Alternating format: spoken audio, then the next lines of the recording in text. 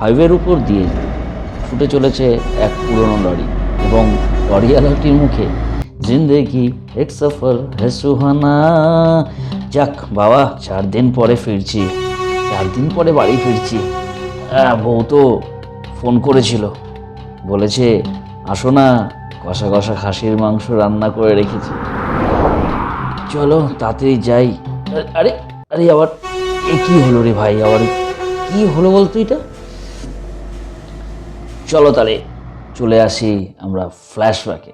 চারদিকে নিস্তব্ধতা, এমন নিস্তব্ধতা যেন পৃথিবীতে আর কোনো মানুষ নেই। ড্রাইভারের নাম রঘু। হঠাৎ লরির সামনে কিছু একটা নড়ল। রঘু ব্রেক কষল।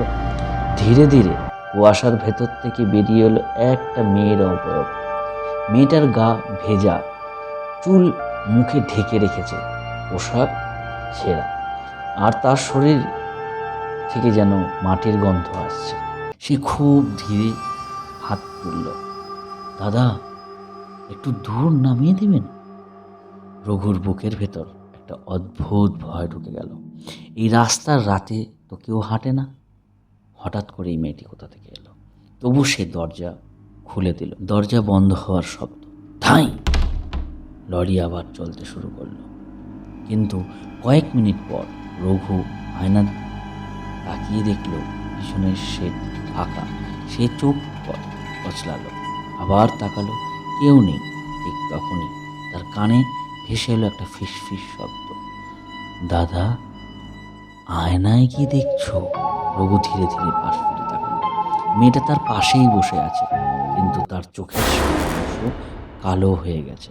মুখটা অস্বাভাবিকভাবে লম্বা, ঠোঁটের কোণে জমে আছে শুকনো রক্ত।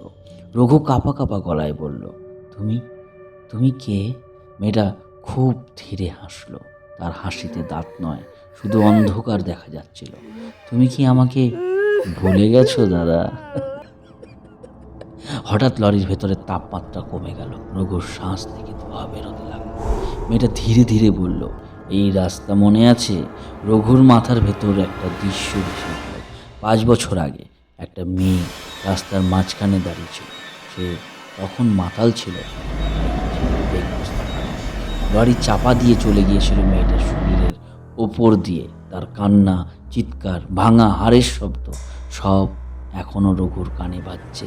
মেয়েটার ফিস ফিস করে বলল, আমার শরীরটা তখন রাস্তায় পড়েছিল আর তুমি পালিয়ে গিয়েছিলে। হঠাৎ লরির স্টিয়ারিং নিজে নিজে ঘুরতে লাগলো, গিয়ার নিজে নিজে বদলাতেও লাগলো। রঘু চিৎকার করে উঠল, থাম থাম থাম এবার! কিন্তু লরি আর থামছে না। হেডলাইটের সামনের হঠাৎ দেখা গেল একটা বিশাল কালো ছায়া। ছায়ার ভেতর শত শত চোখ জ্বলছে। মেয়েটা এবার বিকৃত গলায় বলল, দাদা, যেখানে আমার মৃত্যু হয়েছিল আর সেখানে তোমার মৃত্যু হবে। রঘু শেষবারের মতো আয়না, সে আর নিজেকে দেখতে পেল না। তার জায়গায় আয়নায় দেখা যাচ্ছে একটা পোড়া মুখ, ফাটা চোখ, আর তার পাশে দাঁড়িয়ে আছে সেই মেয়েটা। পরের মুহূর্তে লরির সোজা গভীর খাদে পড়ে গেল। পরদিন সকালে পুলিশ শুধু একটা পোড়া লরি পেল, কিন্তু আশ্চর্যের বিষয়, ড্রাইভারের সিটে কেউ ছিল না। শুধু স্টিয়ারিংয়ের উপর রক্ত দিয়ে লেখা ছিল, এটা শুধু শুরু। লোকেরা বলে, আজও যদি ওই রাস্তায় রাত 2:17 যাও, তাহলে দূরে দেখা যাবে একটা লরি দাঁড়িয়ে আছে, আর তার পাশে দাঁড়িয়ে আছে এক মেয়ের ছায়া। সে ধীরে ধীরে হাত তুলে বলবে, দাদা, একটু দূর নামিয়ে দেবে? কিন্তু যদি কেউ দরজা খুলে দেয়, সে আর কখনো ফিরে আসে। তোমাদের যদি ঘটনাটি ভালো লেগে থাকে, অবশ্যই লাইক, শেয়ার, সাবস্ক্রাইব করতে ভুলো না।